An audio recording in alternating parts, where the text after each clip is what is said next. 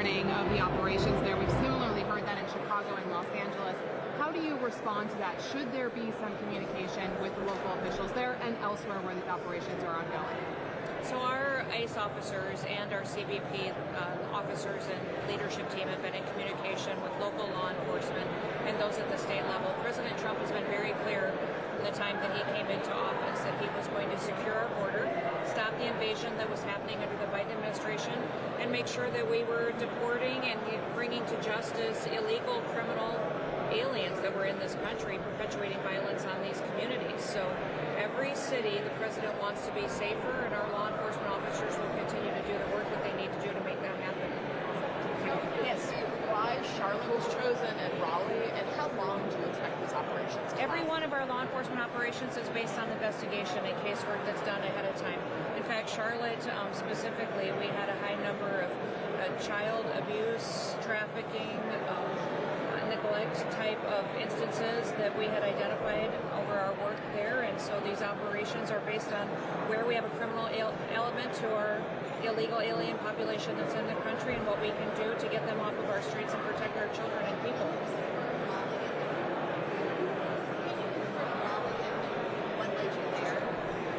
Confirm Raleigh. I won't confirm any law enforcement investigation specifics because it would jeopardize the safety of our law enforcement. And you all know the perpetual violence that they are facing every day on the streets. So specifics and operations are always based on the investigative work and casework that goes into each individual. Any questions about this?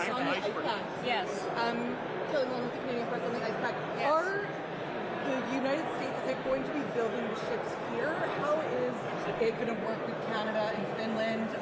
And I believe the United States has already purchased a Icebreaker company. Yeah, we are so thrilled to have this partnership with Finland and Canada on the construction of 11 new icebreakers that the United States has under contract. And the expertise that Finland and their workforce can bring to us is incredibly powerful, as well as the partnerships that we have with Canada. So these shipyards will all be in partnership under this agreement. There also will be a training element to American workforce that will benefit from the skill set that they have and learn. We've already deployed millions of dollars into a grant program that will send our workforce to Finland and work with Canada to be trained to come back and to build our own ships here at home too. The investment of our contracting private industry contractors has been fantastic. Until our shipyards are up and operating, we'll build what we need for our national security platforms with the partnership of these great countries. And Kelly, if I may just add, as the Secretary mentioned in your remarks, Chantier Davy has purchased a shipyard in Texas and is going to be working there on some ice-capable vessels as well. Are you looking at a particular design for all three nations to use? Will it be like one icebreaker for all three nations to use? Or are there going to be different designs depending on the situation?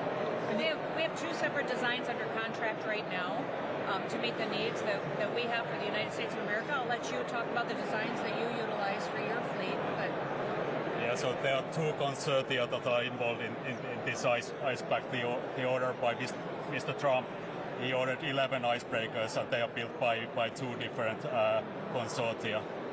Yeah. And they use Finnish and Canadian technology and design. Secretary Noem, yes. Why not release some of the evidence on the boat strikes in Venezuela? What does the administration want with Maduro? We'll keep the topics specific to this event right now, since we have the minister and ambassador here. Did you have any questions? Well, speaking of that, however, we are still talking about waterways. So has there been any discussion about the U.S. strategy with drug boat strikes, which have been south? There's been a lot of discussion on strategy, but it's the president's prerogative what we need to do in order to protect our people, and he's been very aggressive in going after narco traffickers and those in the Caribbean who are perpetuating the sale of drugs into our country. So he's going to continue to use the tools that he has under the authority of the President of the United States to protect our people. Yes, sir. Another question from Canada. Yes. How are you feeling about the level of cooperation we're getting from the Canadians on the border security and fentanyl concerns that you have? We continue to have those discussions with Canada on our northern border and what we can do to make it more secure. know who's crossing the border and also what products or goods may be crossing the border. So we've had some good progress, and I appreciate their focus on that. While we build on our national security partnerships to build these cutters to facilitate that kind of industry, but also to conduct research together that we've been able to do, not just in the Arctic region, but through this process, and to make sure that we're perpetuating this kind of proliferation of economic strategic success that we can do together.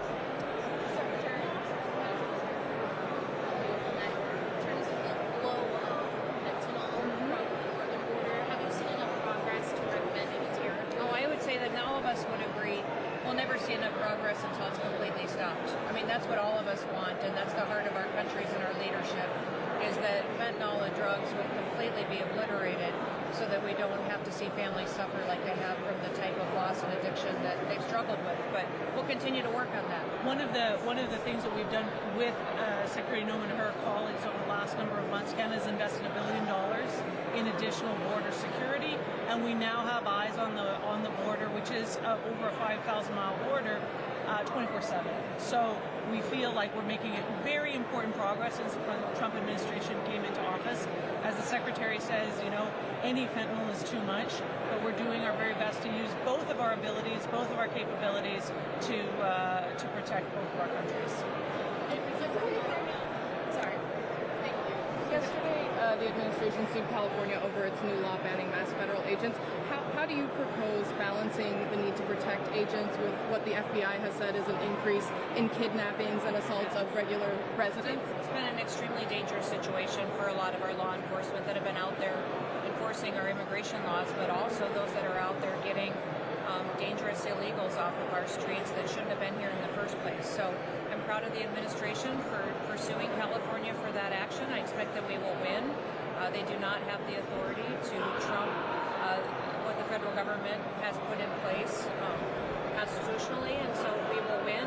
It's just unfortunate that every day we have to fight these radical decisions coming out of leftist judges who care more about their agenda than they do protecting the American people. I apologize if you address this or part of the hearing, but on the issue of the icebreakers, wondering if you can address the number that the U.S. is planning to build within the U.S., the timeline of that, and then how that development and specifically building icebreakers in the U.S. will affect the U.S. economy. Sure. So what we have done is President Trump has signed an agreement that have put 11 cutters under contract. So they will be built out over the next several years. In fact, the first couple of cutters are already under construction in Finland. This partnership with our countries is extremely strategic and efficient in the fact that they will be continuing construction while they train our workforce and build shipyards here in the United States to repurpose our shipbuilding activity and industry back in the United States. So we've got several underway. 4 will be built with the partnership of Finland and Canada, and then the rest will be built in our own shipyards when they get up to speed and get online. Thank you, everybody. Thank you. Appreciate it. And excuse me, Secretary, we are seeing a lot of detention centers really overcrowded. I mean, we still have beds available, and we're still continuing to build out more and more capacity in our detention beds. And if you'll look at the numbers, we're also returning more people home to their home countries than before. I'd encourage everybody, even if they're in a detention center, you still have the option to go home voluntarily. So if someone's sitting in a detention center and decides, you know what, I'm out, I want to go home, we'll fly you home today. Are you hoping they do? Thank you.